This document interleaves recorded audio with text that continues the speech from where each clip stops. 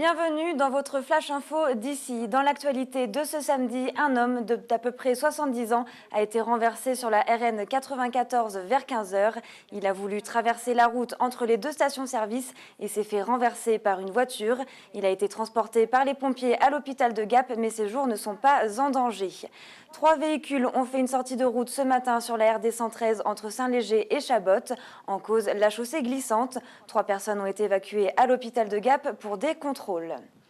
Quelques bouchons, mais sans plus, pour le chassé-croisé des vacances de Noël. On le sait, ce samedi 28 marque le début de la semaine la plus fréquentée des vacances. On assiste au ralentissement habituel au péage de la Saulce, dans la traversée de Tallard au rond-point de Montgardin ou encore dans la traversée de Chorges. Les embouteillages ont commencé au niveau du péage. D'ailleurs, il faudra dire que c'est très mal organisé parce que ça fait des années qu'on vient et le rond-point bloque tout. Donc il faudrait faire quelque chose au niveau des affaires publiques. Et on prend ça avec sourire parce qu'on sait comment ça se passe, donc on fait avec. Et on sait qu'il y a des embouteillages à cause des croisements, des routes et tout ça. Péage de la Saulce, là il y a eu un gros ralentissement. On est resté peut-être 20 minutes, 25 minutes. Et après, là, on a évité Gap. On a essayé d'être un peu malin. C'est pas plus mal après l'autoroute de ralentir un peu. On n'est pas particulièrement stressé ou sous contrainte de temps. Pas besoin de froisser les voitures ou quoi que ce soit. 3 heures, plus de 3 heures, ouais. Vous n'êtes pas encore arrivé ? Ah non, Non, on a pour encore 1 heure de route. Très content. On sera plus quand on sera arrivé quand même. Oh, c'est pas grave, on y est bientôt, c'est parfait. Allez, vacances, c'est parti, c'est magnifique. On est parti à 10h30 déjà. Nous avons fait une petite pause d'1 heure, mais ça fait maintenant 4h30 que nous roulons. Il y a des bouchons depuis Tallard. Bon, il y a quelques ralentissements sur la route, mais ça va, on tient le coup.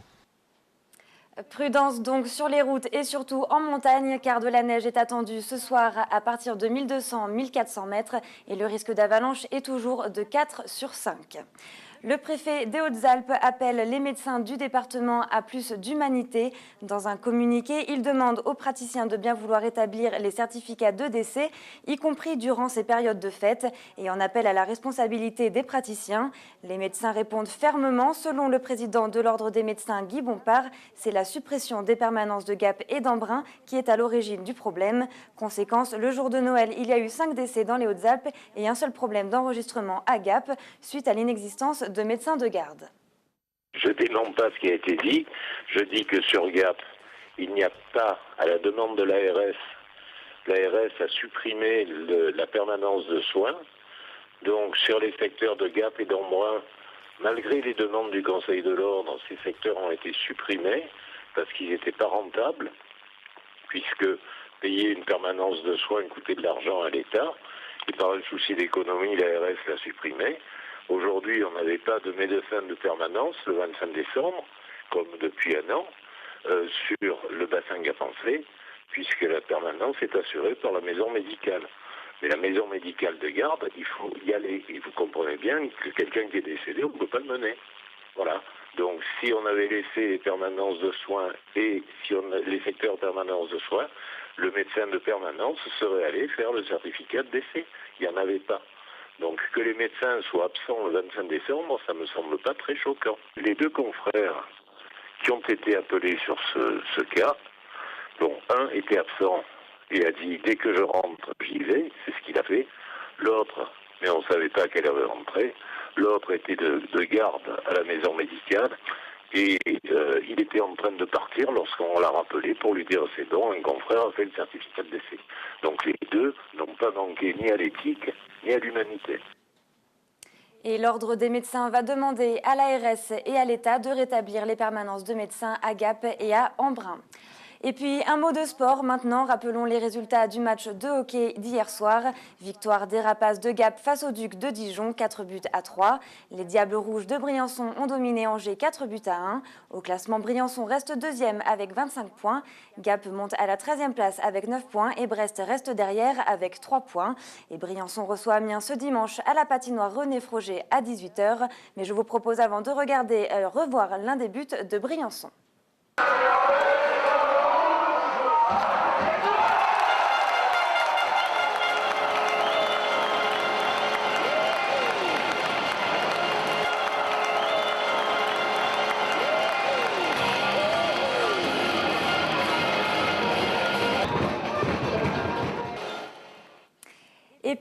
réception ce vendredi soir du club élite à l'Argentière. Une nouvelle fois, les jeunes champions de la région ont été primés par ce club financé par les entreprises et présidé par Luc Alphand.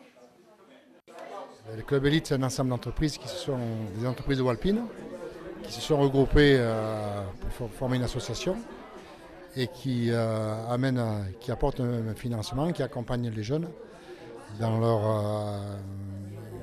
leur sport. Quand ils arrivent à des niveaux un peu élevés où ils ont besoin d'être accompagnés. Et les jeunes, en retour, ils doivent communiquer sur le club élite, sur le département, et pour mettre en valeur notre département. Élite Hautes-Alpes, c'est quand même déjà un club qui a plus de 20 ans, 22 ans, 23, je crois qu'on est donc un club qui existe depuis très longtemps. Je suis président depuis quelques années, en ayant été aussi athlète avant.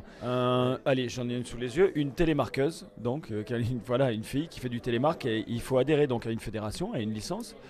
Et donc après, ensuite, on demande la convention au club élite, au CDT. Vous demandez une convention que vous signez. C'est-à-dire que vous engagez à communiquer vos résultats, etc., à porter le logo Élite Hautes-Alpes dans votre sport. Et puis, vous êtes membre du club et c'est sympa parce qu'on a eu jusque des années 130 athlètes, des années un petit peu moins. On est là tous ensemble et puis en fait, il n'y a pas de différence que ce soit par rapport aux performances ou quoi, il n'y a pas de différence. On est tous ensemble et on est tous là pour la même cause et on est heureux d'être là, donc c'est un partage. Et puis vendredi et samedi, les sculpteurs de glace étaient place Jean-Marcelin à Gap. Les deux sculpteurs étaient présents toute la journée pour exposer leur travail et faire des démonstrations. Un art éphémère que vous pourrez voir si la météo le permet jusqu'à demain à Gap. Écoutez ce sculpteur passionné. C'est une matière très délicate, mais très rapide. C'est-à-dire on peut réaliser des sculptures assez rapidement. On peut faire 2 ou 3 sculptures dans la journée, sans problème. Et hier, c'était encore bon, mais il a fait trop doux. Et puis aujourd'hui, pas seulement il fait trop doux, mais il pleut. Mais bon, on s'adapte et puis c'est tellement éphémère que voilà, c'est pas grave. J'ai un travail à plein temps. Et ça, c'est un plaisir, c'est un hobby, c'est une passion. Voilà, vous êtes à jour de l'actualité d'ici. Place maintenant à l'actualité nationale et internationale. Et c'est avec Gaël Lechemin. Erdogan menacé de toutes parts. Le Premier ministre turc doit faire face à la fronde populaire. À Istanbul ou Ankara, plusieurs milliers de personnes exigeaient vendredi sa démission. Le gouvernement islamo-conservateur est accusé de corruption, fraude et blanchiment d'argent. Les spectacles de Dieudonné dans le viseur de Manuel Valls. Le ministre de l'Intérieur étudie les moyens de faire interdire ces spectacles après de récents propos antisémites. Manuel Valls va donner des instructions aux préfets. Ils devront, à l'occasion de chaque spectacle, apprécier si le risque de trouble est caractérisé et justifie d'interdire la représentation. Selon l'avocat de Dieudonné, maître Jacques Verdier, le motif est totalement fallacieux et dénonce une censure. Un étudiant tué dans des affrontements entre policiers et des partisans des frères musulmans au Caire. L'armée égyptienne qui dirige le pays est engagée dans une vaste répression contre la confrérie. Le parti du président déchu Mohamed Morsi est considéré depuis mercredi comme une organisation terroriste. Un incendie dans un train tue 26 personnes en Inde. Le feu s'est déclaré dans un wagon d'un train nuit dans le sud du pays. Les victimes ont été intoxiquées par une fumée épaisse. Des passagers ont réussi à s'enfuir en brisant les fenêtres. Vous rêvez d'immortaliser un moment, mais personne pour vous prendre en photo. Alors le selfie est fait pour vous. Cet autoportrait pris généralement avec un téléphone a même été consacré mot de l'année par le dictionnaire Oxford. La mode du selfie a conquis la terre entière, touristes, politiciens et même le pape. Pour réaliser la photo parfaite, rien ne vaut la pratique. Et si votre cliché ne vous convient pas, il suffit de recommencer encore et encore. Vous êtes maintenant à jour de toute l'actualité. Excellente soirée sur DC TV.